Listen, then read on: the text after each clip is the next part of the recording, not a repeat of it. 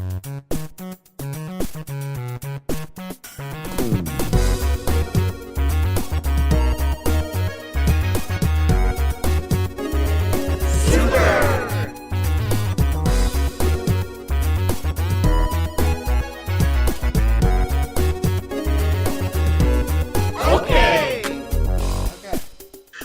and welcome to Super OK, where we try to do a decent enough job to entertain you with our opinions on video games.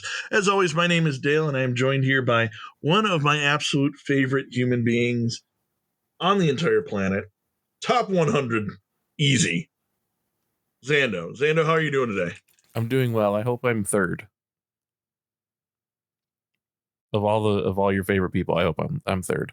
I can guarantee top 100. Okay. I don't know about third. Third or I walk. From what? What do you walk from this episode? I'll like just take a walk later or something. Oh, okay. Yeah, that checks out. I don't know that you'd be third. I mean, That's I can fair. guarantee top 100, though. Okay. Which, when you consider that there's literally billions of people on the planet, top 100 is pretty good, man. It's a solid spot to be at. It's like it's no number 3. It's not. But, I guess I'll live with it. But it's pretty good. Yeah, it's okay. Yeah.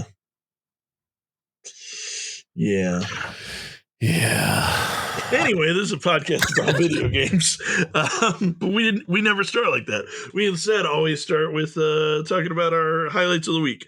So this week, we're going to share those like every other week. This is the thing that made our week a little bit better, a little bit brighter, a little bit nicer to live in. Zando, would you like to go first, or would you like to hear mine? I would like to hear yours.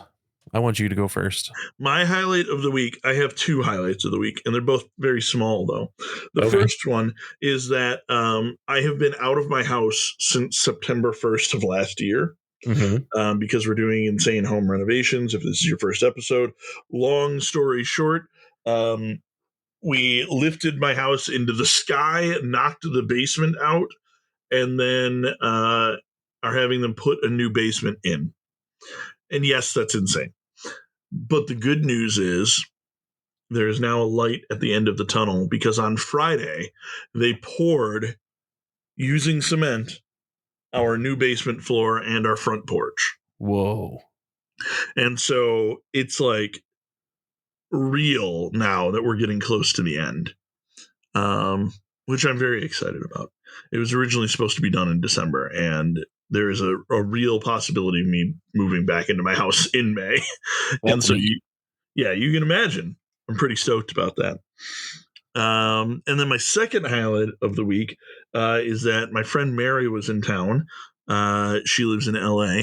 And she moved away like legitimately like 15, 20 years ago, like a long time ago. And so I don't get to see her that often. And she came by and she had an entire day free where she was going to be able to like just hang out with friends. And so myself, my friend Evan, and her other friend Lee, we all hung out for a chunk of the day, and went to like a barcade and went and had dinner at this really nice restaurant called She-Wolf, which had some of the best baked ziti I've ever had in my life. And then we went to this crazy like witch bar in Hamtramck, where they give you cocktails that you cast spells on, and they're supposed to like bring you prosperity or a better presence or whatever.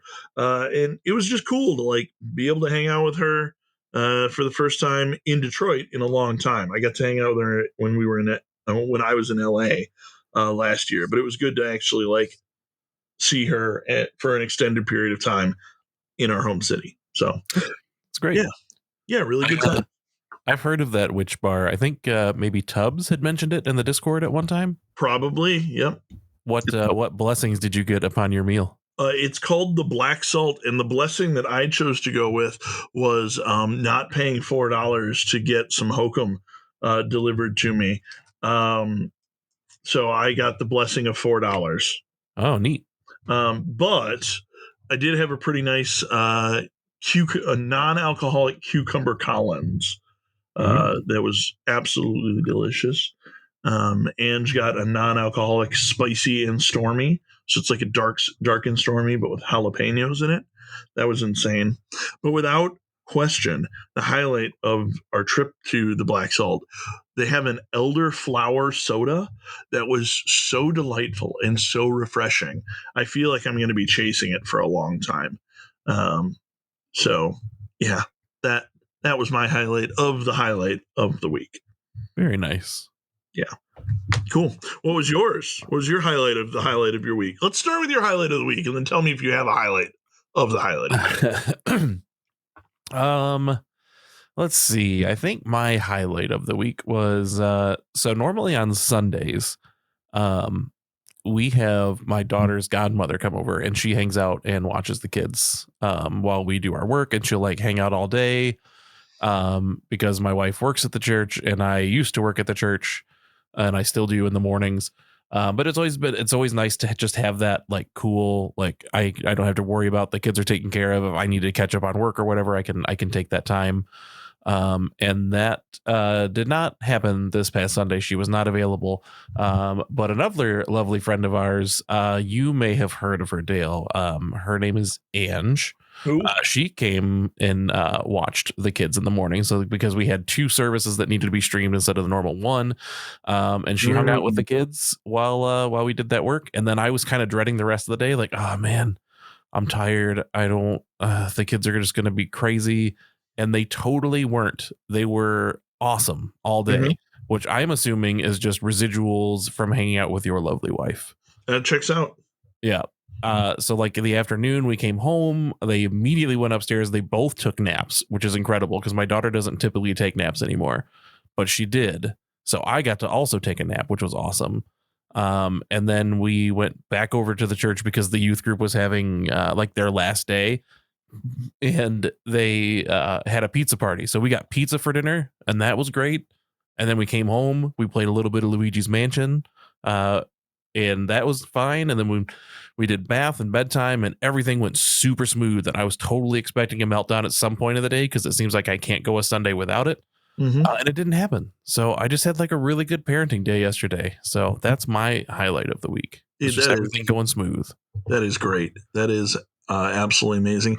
And if it helps anything, I can tell you for a fact that Ange came home and also took a nap.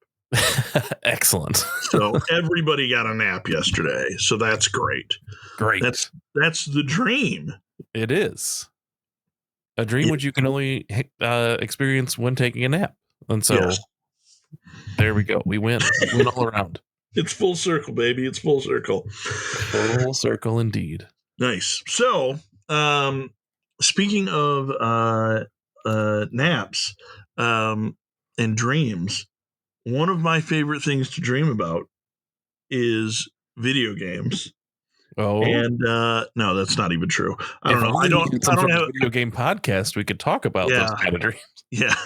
I don't really have a good segue this week because we had a scheduling snafu that meant that our original topic was not the topic we're talking about this week. And so instead, we have decided to do kind of a little quick thing on some news stories and stuff like that have come out that we find interesting about video games. And we've got opinions and we're going to share them, damn it. Sure as hell are. And you can tell us why you agree or disagree with them in the Discord, maybe get into a shouting match. There's an all caps channel if you just need to scream into the void. It's amazing.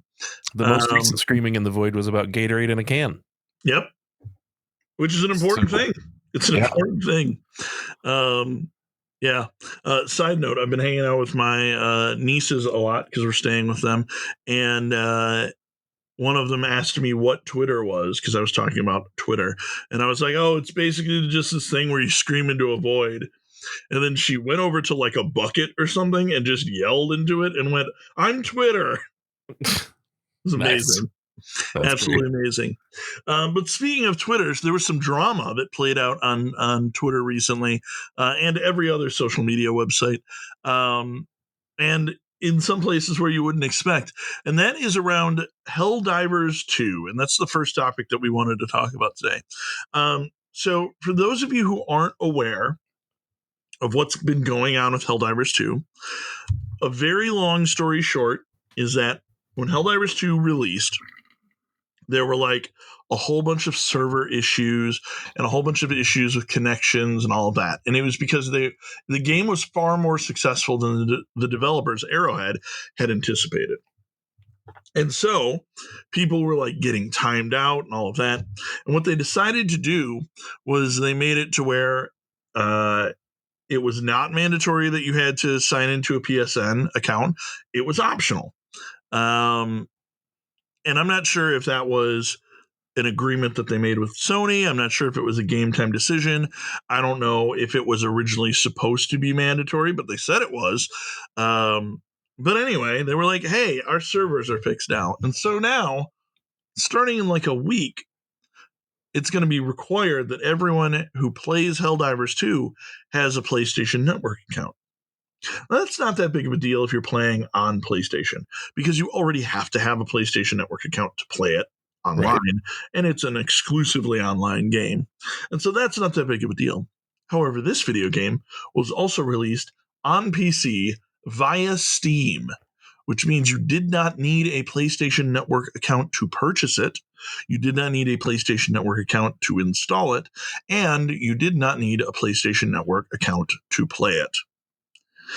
And so these people were understandably a little upset about the fact that they were going to have to potentially create a new account just to be able to play a video game, which they had already paid money for and had already been playing. Mm-hmm. What adds to this, there's two things that add to this. The first is Steam is available in, as far as I'm aware, almost every country on the globe. PlayStation Network accounts are only available in 69 nice different countries on the globe. That leaves a whole lot of countries out. There are a whole lot of countries where you just cannot make a PlayStation Network account. And so people who live in those countries that had purchased this game would lose access to the game forever if this were to go on. Which serves them right. Which is absolutely insane. What do you mean serves them right? Well, live in one of the 69 countries, you know?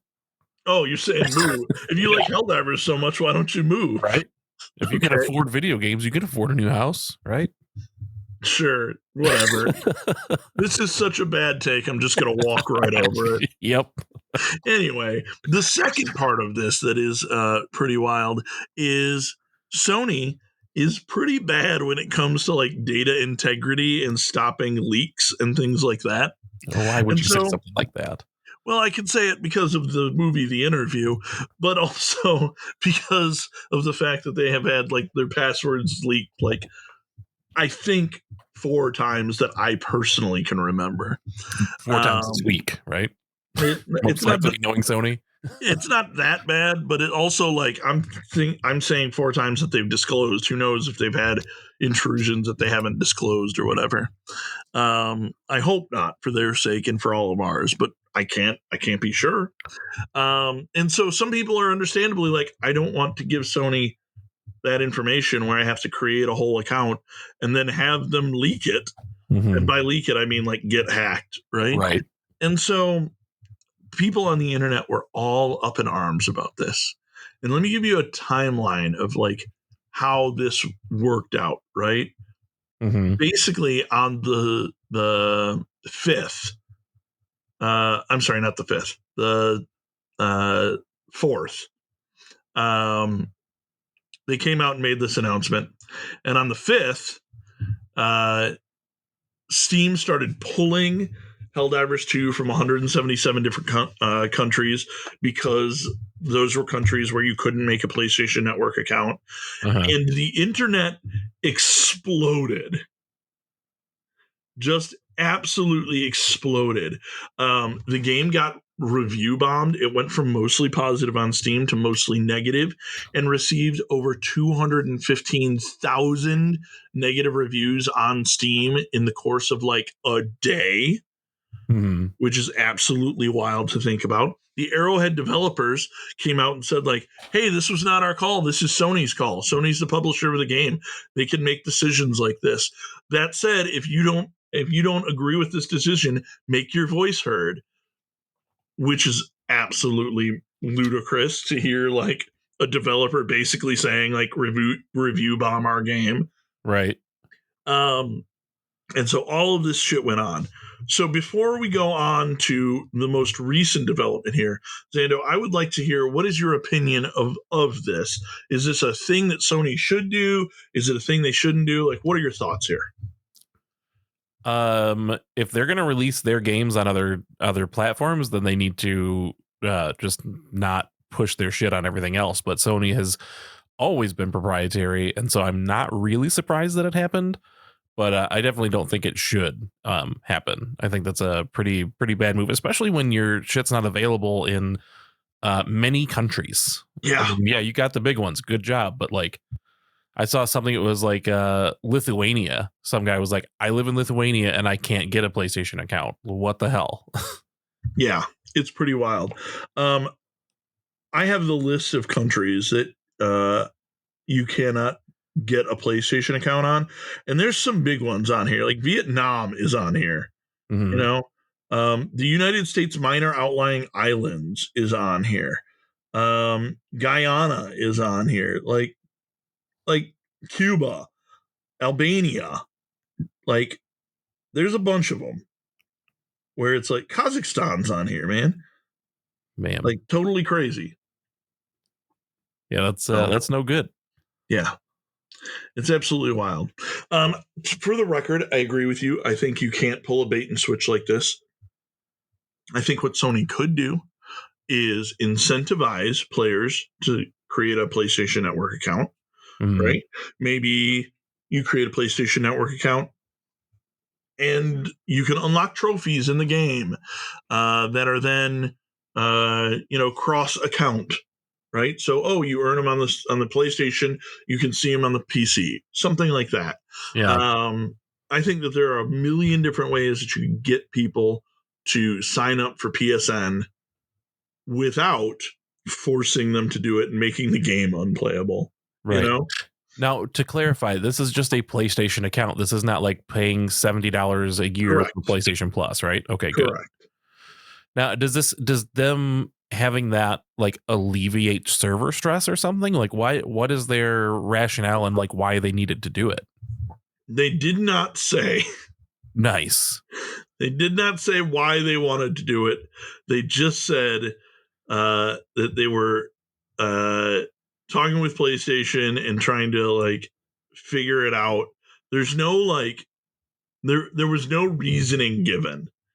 My boss wanted me to have X amount of subscribers Right. and the mailing list to be enlarged. So this is what we're doing. Yeah. And It's that sounds like some weird hokey corporate bullshit that they probably got roped into that they're trying to appease. mhm. And then it blew up in their face gloriously. Yes. So absolutely insane. And here's the thing: when I say they didn't say, I suppose I should say I haven't been able to determine why. Like I didn't see any requirement from it, right? Mhm. I'm not saying that it's not out there, but there's a lot of noise around this story, and so if you know the reason why, um, then in that case, let us know. But obviously, like from a data standpoint, from an advertising standpoint, um, from a uh, like telemetrics standpoint, like how often are you playing and that sort of thing, that's all information that Sony has for PlayStation players because they have to have a PSN and not a thing that they have for Steam. And the game blew up on Steam. So absolutely wild. Um, Now they have said, I'm trying to find something about why they did it, and so far, no luck. right. Now they have said that they're going to require PlayStation Network accounts for all future games, right? Mhm. Um, but they didn't say any of that before like Helldivers came out. There's nothing in the Helldivers terms of service that specifically says like you have to have a Sony account, anything like that. So totally insane. That said, this was all on the 4th. Today, pulling back the curtain, we're recording on the 6th. And it turns out that earlier today, Sony came out and said that they will not require players to set up a PlayStation Network account. They've heard the feedback. The May 6th update, which would have required it, is not moving forward. They said, quote, "We're still learning what is best for PC players, and your feedback has been invaluable. Thanks again for your continued support of Helldivers 2, and we'll keep you updated on future plans." So what I can see Mm-hmm. is that they said account linking plays a critical role in protecting our players and upholding the values of safety and security provided on PlayStation and PlayStation Studios games. It's our main way to protect players from griefing and abuse by enabling the banning of players that engage in that type of behavior. It also allows those players that have been banned the right to appeal. That's their reasoning. They want to be able to ban people, and that's it. Uh-huh. Yeah. Huh. And they were going to ban people who weren't in those 69 countries from playing the fucking game. I guess that's true. That's amazing. Yep. That's absolutely amazing. That's so stupid. It is real dumb. Yeah. So they have reversed their decision. They have made it to where you're not going to have to do this, which is, fair enough. And the internet has blown up the opposite direction of like, we won, major operation achieved, like major order achieved, like we beat this faster than we beat some of the like big quests in the game, Mm-hmm. like that sort of thing, which is absolutely awesome. Apparently, in retaliation, or not retaliation, in response to this, Arrowhead, the developers, are also making like a special cape that is just the Steam review scores of Wow. like watching, like seeing how low it drops, which is pretty amazing. Yeah, it's pretty darn good. It is pretty darn good. What do you think the backlash of this will be? Like, do you think Sony is going to be angry about this and not work with Arrowhead in the future? Is this going to be a great thing for Arrowhead going forward? Like, what do you think is going to be some of the results of this situation? I think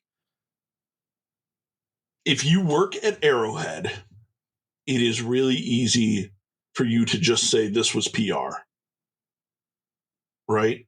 Mm-hmm. It is really easy for you to look at a giant soulless corporation like Sony and say our response to this was PR. We were doing damage control. And we wanted players to know that this was not our decision, and it wasn't our decision, right?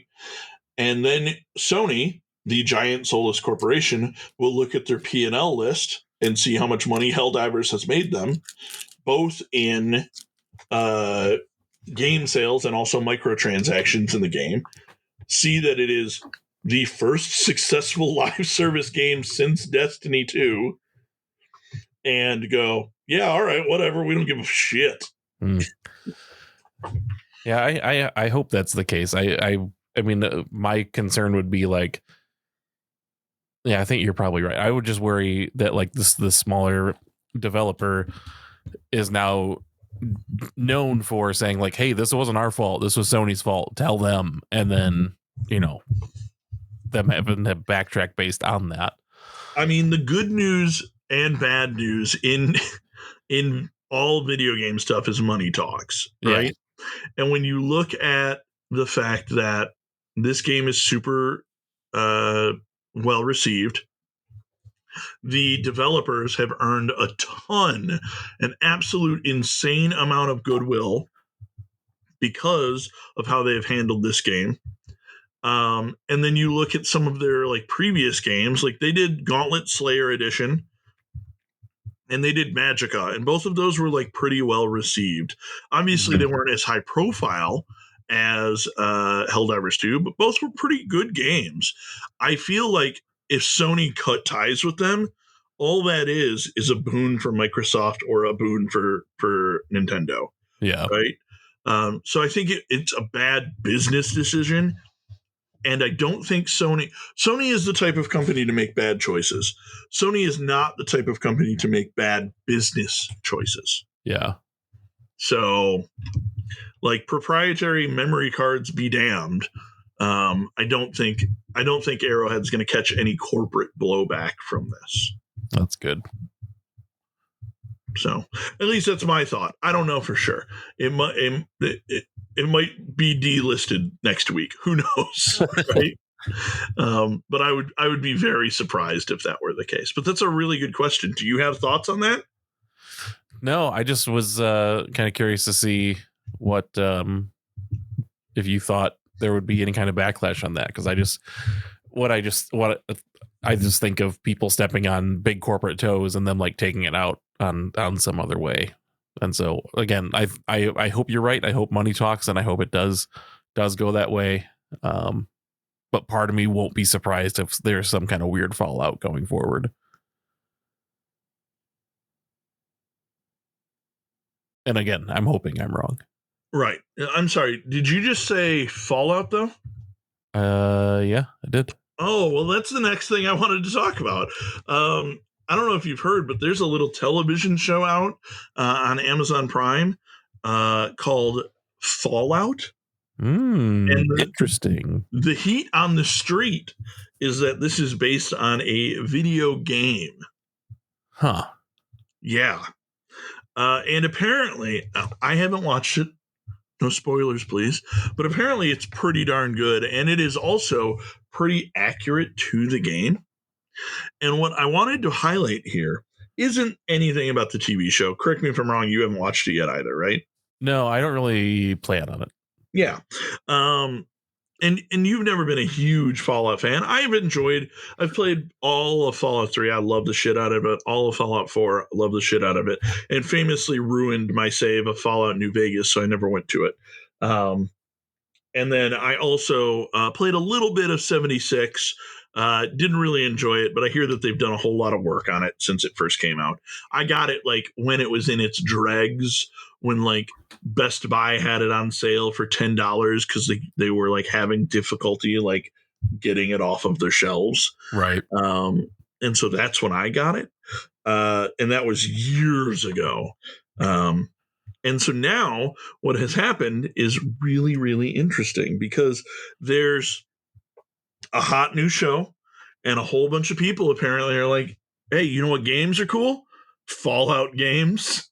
And so if you look at the Steam charts for Fallout 76, Fallout 4, Fallout New Vegas, and even Fallout 3, you will see that all three of them have a huge spike that starts on the 11th of April, which is when the television series premiered, and have only gained since then. So to put this in perspective, like if we look at Fallout 3 over the course of the last 3 months was averaging somewhere in the like 700, 800. Sometimes it would crack 1,000 players, right? As of April 21st, there were 11,000 concurrent players on Steam. Wow. That's a lot. That is. Fallout New Vegas had somewhere in the neighborhood of like 4,000 concurrent players on average, right? Like 4,500. It was banner if they cracked 6,000. As of April 28th, they had 44,900 or 8. My dyslexia kicked in. 44,890 concurrent players in New Vegas. Fallout 4 was averaging like somewhere around the 20 to 25K concurrent players. As of the 28th, it spiked at 186,746 players. So we're talking like 4 times as many people are playing Fallout. And not just one of them, all of them, because even if we look at Fallout 76, which is averaging somewhere in the like 6 to 10,000 player count, as of April 28th, 68,000 people were playing Fallout 76. Wow. That's like 331% more than were previously playing it. Yeah. It's absolutely insane. And so, one of the best parts about all of this is that Fallout is a game made by Bethesda, and Bethesda takes a million years to do anything. Right. And so there is this hot new TV show that is generating all of this interest in all of the Fallout games, and they have nothing new. Didn't they just update a whole bunch of stuff though? Oh, I'm going to get to that. Oh, okay. Yeah, they have nothing new though, which is absolutely amazing. So people are like clamoring for anything new that they can come out with. And so Bethesda was like, you know what we're going to do? We're going to release a free update to Fallout 4. So that way it'll be able to be look better basically on next gen consoles, on the PlayStation 5 and the Series X, which maybe we should just call that current gen at this point. Yeah. But Fallout 4 was originally released for the PlayStation 4 and Xbone. And so they were never updated. And so they released this gorgeous free update that was supposed to allow 4K resolution. It was supposed to work better with ultra wide monitors. It was supposed to increase performance. But if you remember, I said that this is a game that's released by Bethesda. Mm-hmm. Which means it's modded to crap, and they ruined all that by updating. Not only did they ruin all of the mods, they ruined every single mod that came out. Modders were furious. People were like looking for ways to undo the update, like all of that. But also, it was supposed to release a quality mode, which was supposed to give you 30 FPS at 4K, or it was supposed to release a performance mode, which gave you 60 FPS at 4K with dynamic resolution scaling, meaning that it would change up and down, but try and keep you to 60 FPS. Uh-huh. Instead, what happened was that was broken and kept you locked at 40 FPS, regardless of what you were connected to. Nice. And the resolution would always scale down. So you were almost never at 4K. It was perfect. It was great. Also, it was buggy as hell. Crashes, blue screens on PC, just like real bad experience. It was supposed to like make it all better, and it just made it so much worse.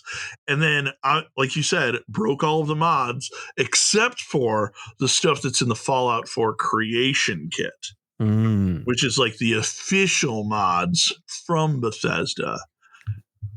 And that's it. Well, mods are cool, right? Yeah, they're totally great. You know, we've got mods at home. Yeah, we don't need all these fancy mods. Yep. And then they seriously. And then they supposedly added like 2 tiny quest lines. And part of that is some makeshift weapon stuff where it's like you can get a baseball launcher where it's like, oh, it's a leaf blower that shoots baseballs or whatever. Sounds like some real Dead Rising shit. Yes, it is some real Dead Rising shit. But anyway, I think it's amazing that Bethesda like had all of this potential in this new awesome TV show. People started playing again, and then they shit the bed so amazingly by releasing this bum ass patch that just like broke everything. Yep. So I love it. I just love it so much. That's so good. It's the perfect explanation of Bethesda. It's like, hey man, we've got lightning in a bottle here. How can we just piss into it? Ridiculous. Oh man. Yeah. It's weird that they don't have anything like they can't this TV show couldn't have been a surprise for them. It was not. Right? Like this had to have been in development for a while. They could have at least done something and had This was something. it. This was the thing.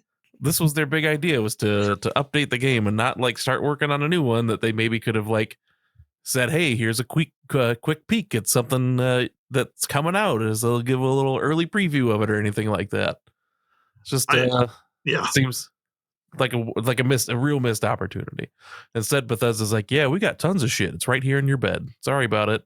You're coming now. Amazing, absolutely amazing. Here's the thing: it's Bethesda, right?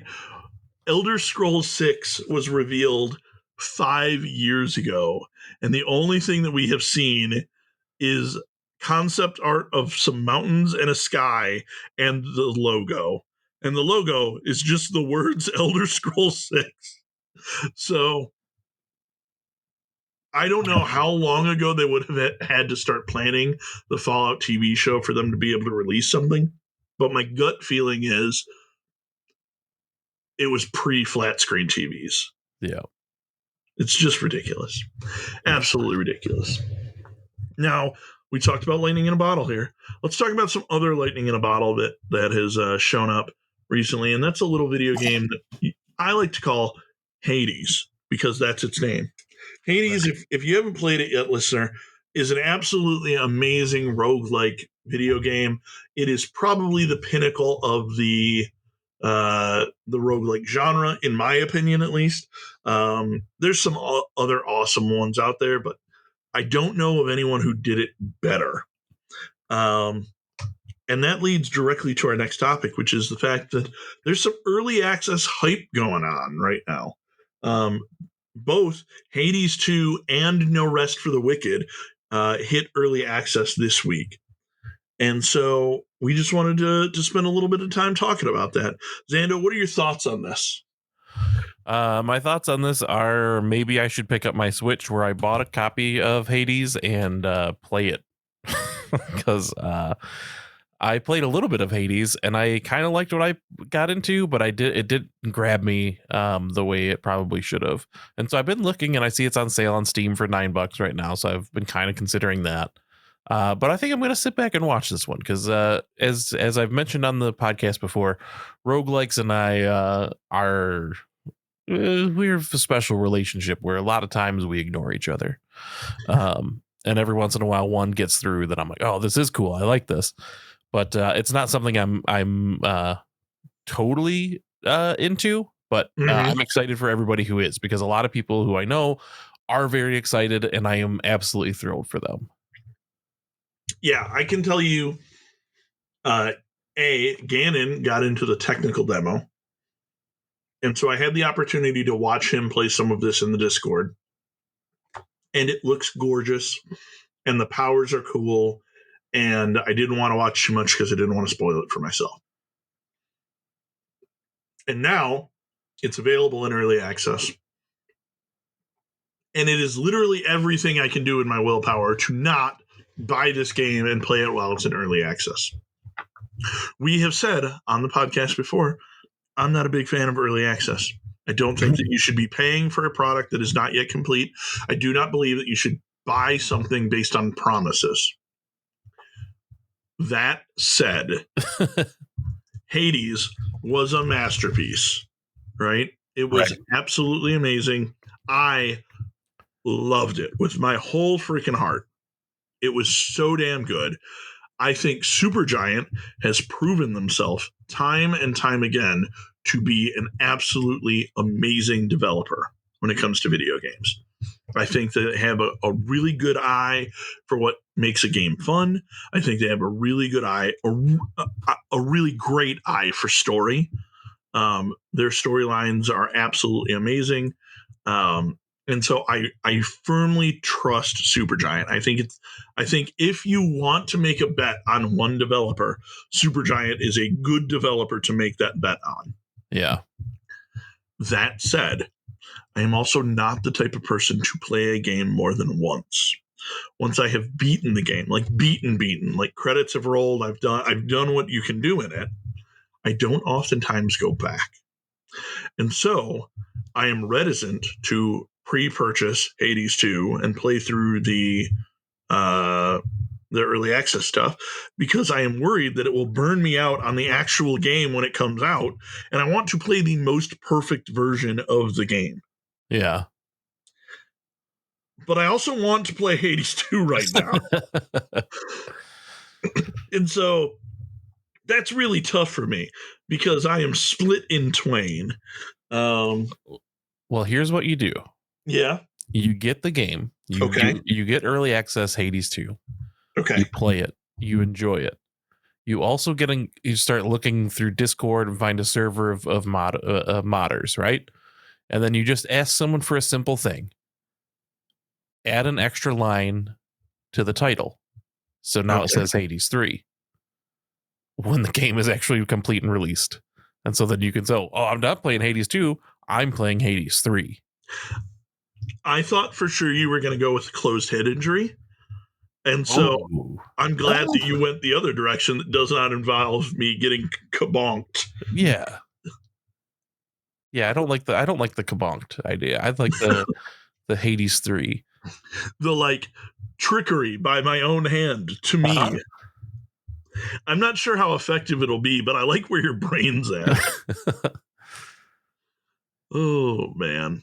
Anyway, my daughter started watching the Frozen movies recently, and I was like, "Oh, Helen, there's Frozen 2. Do you want to watch that?" And she's like, "Oh, yes, let's watch Frozen 2." And so I pulled up Disney Plus and I find it, and she's like, "Hey, that's not Frozen 2." I was like, "What do you mean? It says Frozen 2 right here." She goes, "No, that says Frozen 11." Because it's in Roman numerals. Amazing. So Hades 11 is what's out right now. Hades 11. I'm very excited for it. And then the other new early access title that I'm very hyped for is called No Rest for the Wicked. And this is made by the same team who made Ori and the Blind Forest, Ori and the Will of the Wisps. And this is like a third person, like isometric view action RPG. Looks very similar to like a Diablo or any of those style games where it's like just a solid looter shooter style thing. The problem is it looks gorgeous and amazing, but it's in early access. I have had a hankering to play a Diablo style game recently. I just want to get on that grind a little bit. And so it is, again, everything in my power to not pre-purchase this absolutely gorgeous looking. I cannot stress it enough how gorgeous this game looks. To not pre-purchase this absolutely beautiful looking game that is the exact style of video game that I want to play right now. Right. And so that's where I'm at, basically. And they also both just came out like literally this week. And so they're the worst they're ever going to be right now. Yeah. I pulled up No Rest for Wicked. Looks like it released on April 18th. Okay. 2024. Yeah. The first patch came out this week. You're right. Gotcha. You're right. But yeah, it looks gorgeous and it looks amazing. Does. And then the trickier part about this is both Ganon and Clay bought this and have been playing it. And so they're in it. And to not be in it is like, oh man, I want to be in it, Right. So that's where I'm at on this. Now, I know you're not a huge roguelike fan. I know you haven't yet played Hades, but are you an ARPG guy? Does this tickle your fancy at all? I am not. I have never really enjoyed Diablo. Okay. But it looks cool, and it being by the Ori and the Blind Forest folks, Moon Studios. I wish it the best, but it's not something I'll be jumping into. I mean, that's totally fair. It's one of those things where you do not have to fight your own willpower to avoid playing this. So Yep. Congratulations, you've already won. I did. I'm not sure if I'm going to win. I might be a loser. Well, I feel like if you do end up breaking, you should probably do, I don't know, man. I was going to say Hades, but then you brought up that whole thing of like they both just released, so they're both going to be the worst they could be. Right? So like which one do you suffer through? And then, yeah, I don't know, man. I feel like No Rest for the Wicked, like which one did you really like the most? Like, I don't know, man. I don't know. I don't even know. That's the thing. That's where I'm at. If you have an opinion on this, if you're like Dale, stay strong. Don't break your early access boycott. Or Dale, I played through No Rest for the Wicked, and it's totally worth playing it right now at full price, even though it's in early access. Like, I would love to hear your opinions on this in the Discord because I am legitimately torn. I just finished playing Remnant 2, and I enjoyed it, but it did not scratch that Diablo-esque itch, that like gameplay loop itch, and I have a gut feeling that both of these will scratch that itch in the way that I need it to be scratched. But who knows? Maybe there's some game that I'm totally missing that is available for Steam Deck that I should 100% be playing. So let me know that in the Discord as well. You could go full opposite and go with a game that's been out for a long time and is continuing to be updated and good, like Stardew Valley. I suppose I could do that, but I will not do that. Like, what a firm stance against early access that would be, though.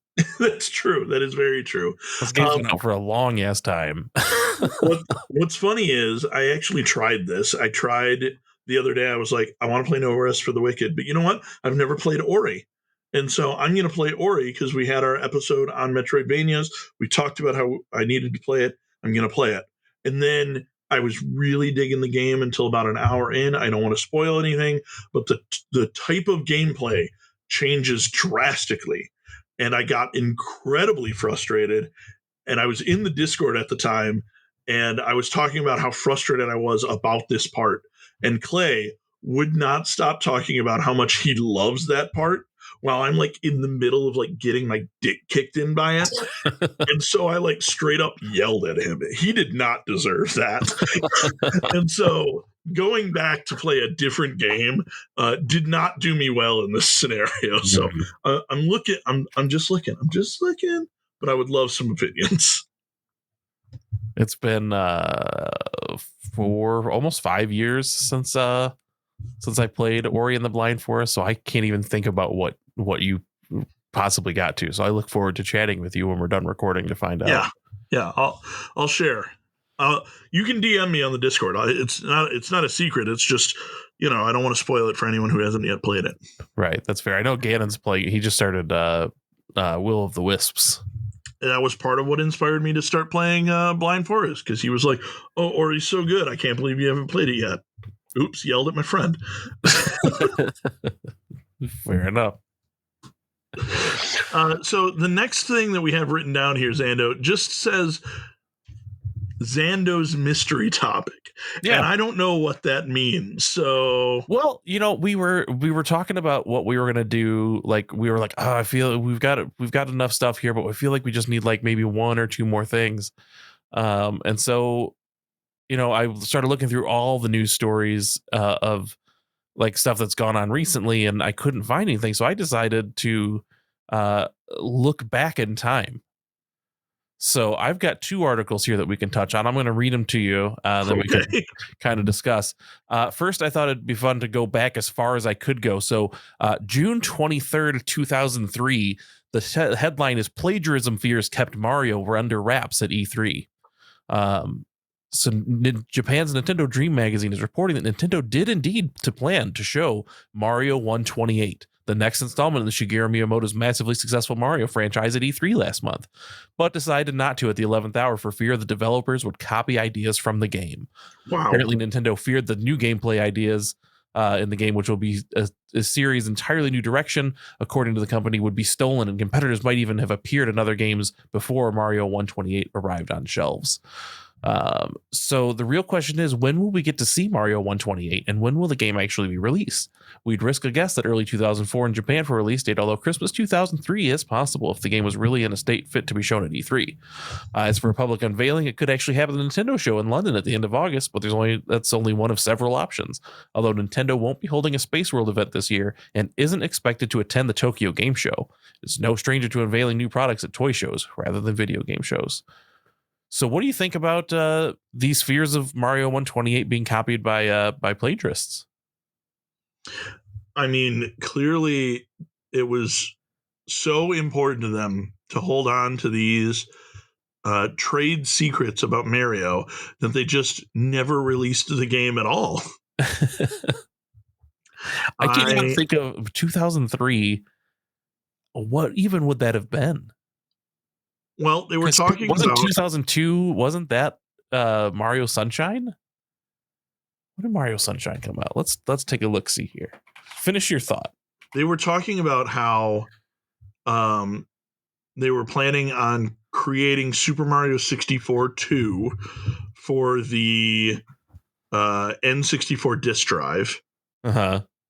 And so obviously that never came to be. And then they talked about how they were working on Super Mario 128 at the same time that they were working on Super Mario Sunshine. And then Miyamoto said that he considers Sunshine to be similar enough to Super Mario 64 anyway. And so they were working on them simultaneously. And then in Super Smash Bros. Melee, there is an allusion to Super Mario 128 because one of the battle stages is just called Super Mario 128, and you get attacked by 128 tiny Marios. Interesting.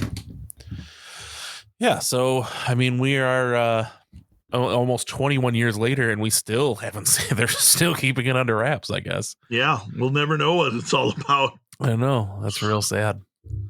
So I guess I didn't think about how close in years. I also went back directly to 20 years ago today. Mm-hmm. And the news story for May 6, 2004 is Nintendo trumpets DS publisher support ahead of E3 unveiling. So this is a big deal that Nintendo DS wasn't released at the time. But they did release the names of some of the biggest publishers, both in Japan and in the West, that would be involved with the Nintendo DS. So we have THQ, Electronic Arts, Activision, Atari, Ubisoft, and Majesco are named as Western publishers, throwing their weight behind the DS. While in the Far East, Capcom, Sega, Konami, Hudson Soft, Namco, Bandai, Koei, and Square Enix will all be developing for this new platform.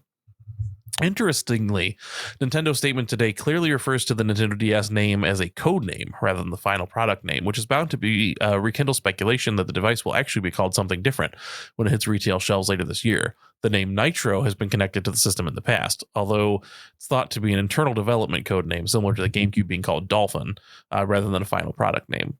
How do you feel about these partnerships, and what do you think the Nintendo DS is going to be called? Well, I think we know half of that. They did go with Nitro, so that's pretty good.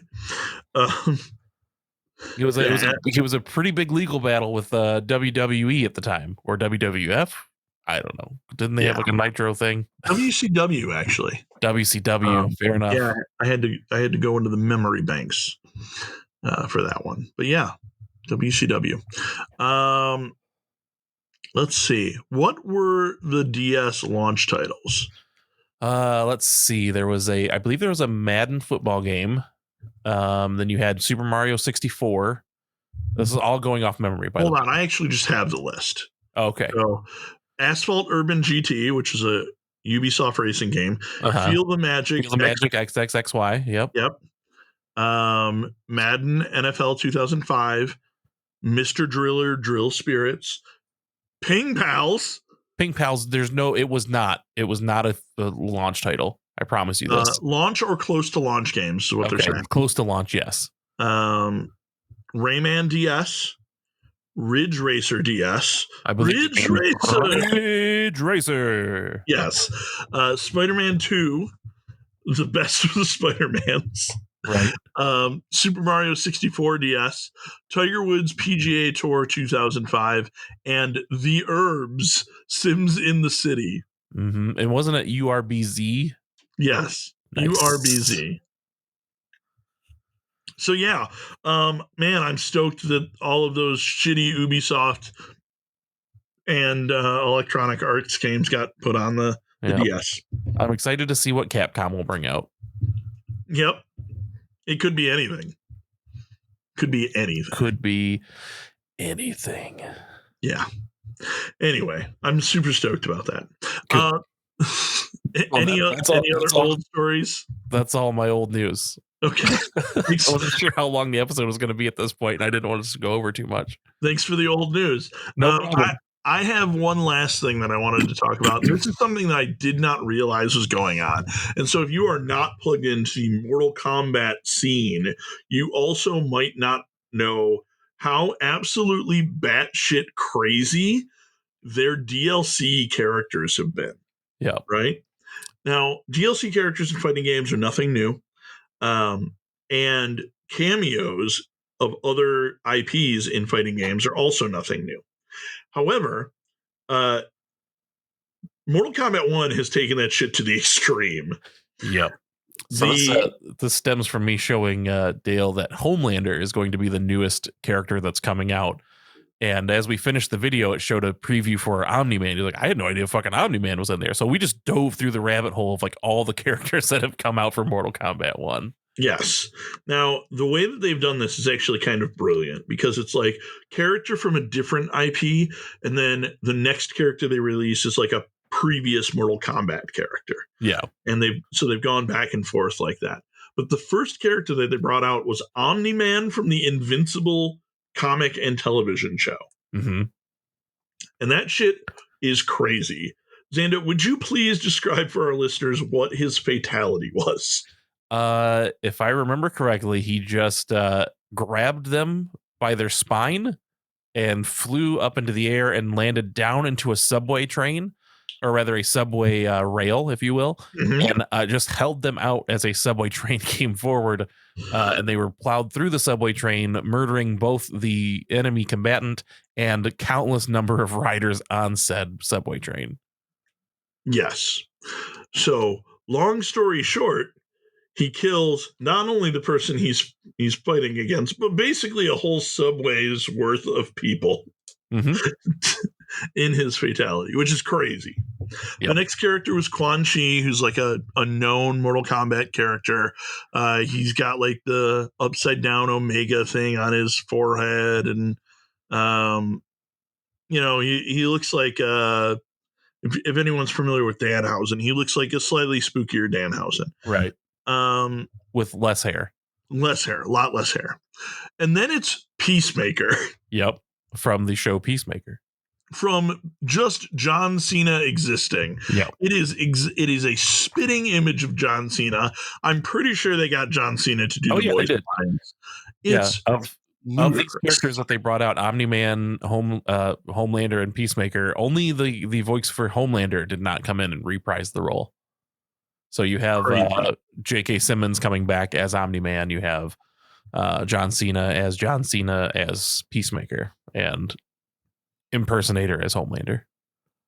Yeah, absolutely wild. Yeah, absolutely wild. Peacemaker's fatality.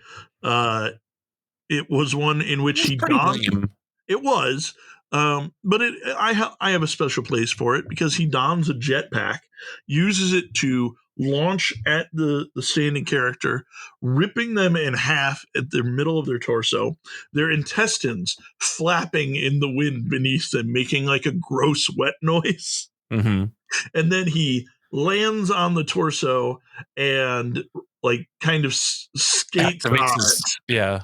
Activates the sonic boom.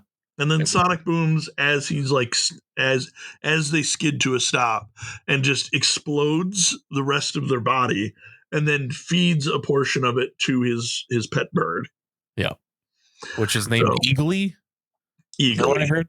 Sure. I didn't watch Peacemaker. I only watched the Suicide Squad. I didn't actually I don't know a whole lot about Peacemaker. Yeah. And then they released Ermac, Yep. and he just came out like last month. Yep. And now Homelander. And the thing about Homelander is he's gross as hell. I don't know if anyone has watched The Boys, but there is a specific reference to a scene where he is drinking milk at the very beginning, like in the character intros, that made me audibly gag when I saw it. Yep. And his fatality is a rather simple one. He just uses his heat vision to bore a hole through the other character's skull as they are screaming, and then their head explodes, showing Homelander behind him. Yep. And they actually showed 2 for Homelander. The other one was him flying, doing like a flying uppercut and sending you into the air, where you are then hit by a jet plane. Yes, I did forget about the second fatality that they showed. That is much less gruesome than the first one. It should also be pointed out for those of you who are listening who have not yet seen this trailer, as it did just drop earlier today, that the milk in question is actually most likely breast milk, as the bottle he was holding was small and bears a striking resemblance to Medela breast pump bottles that I'm familiar with because of the 2 kids. That's some info only you could have.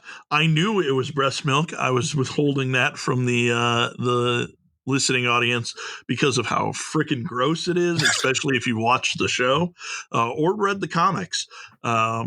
So yeah, it's pretty vile. And then they're going to release Takeda Takahashi, who is another known Mortal Kombat character.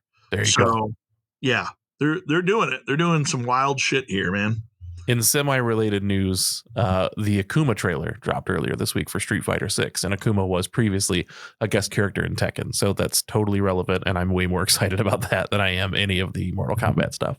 Yeah, they also released the new Tekken 8 character. I just blanked on her name. Adele. God, it's not Adele. God, you're close actually. It's Lydia. Lydia. Yeah, Lydia. I wish it were Liddell though, or Adele. Just like hello. Just straight up. We rolling in the deep. Yeah. Lydia, who in Tekken lore is not only a prize fighter, but also the Prime Minister of Poland. So that's cool, I guess. I don't know. Eddie Gordo's fun so far. I'm really enjoying him.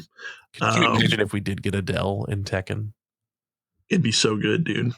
We could have. Adele's a class act. I'd play Adele. I would main Adele if we could get Adele.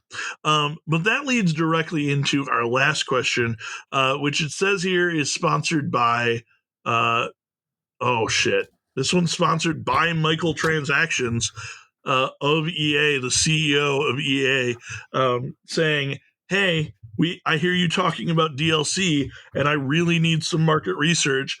We're hard up for some cash. Dig through your couches and give me all of your change."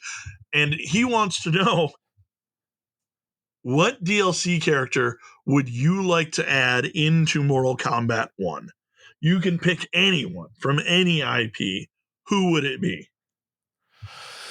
Oh man, part of me, I'm just gonna go to a callback to our first story, and I think it needs to be remember the head of Sony like advertisements they used to do? It was that one actor just like dressed in a suit and he just played a dumb businessman and he like represented the head of Sony.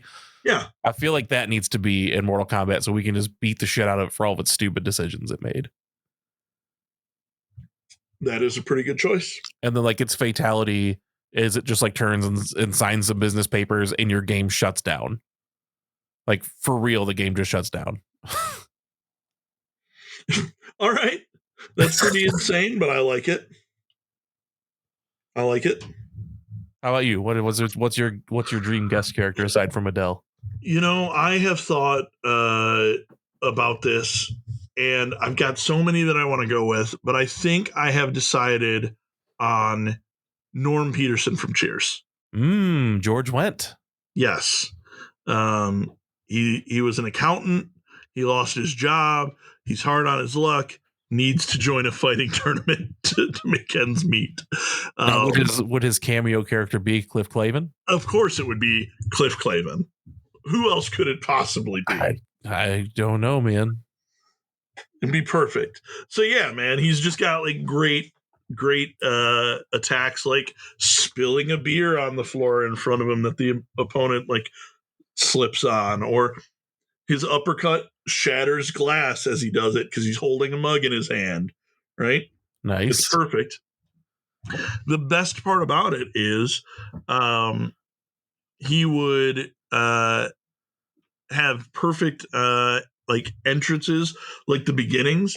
Every actor would have to specifically voice one for him because everyone knows his name. Yep.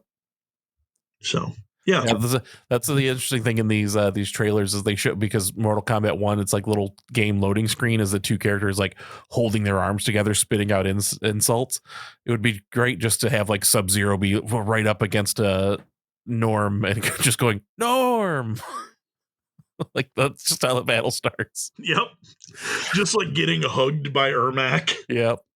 And Cliff doesn't actually come out and add attacks. He just comes out and goes, "Hey, yeah, that's a real good punch you did there, Norm." By the way, Sony executives cameo would be clearly the guy in the Crash Bandicoot suit. Yes. Who would similarly come out and just hurl insults. Yes. Now, what would Sony executives? Oh, was his fatality the shutting the game down? Yeah. Okay, perfect. Actually, before it shuts the game down, a login appears for your PlayStation Network. Oh, perfect, flawless. I love it.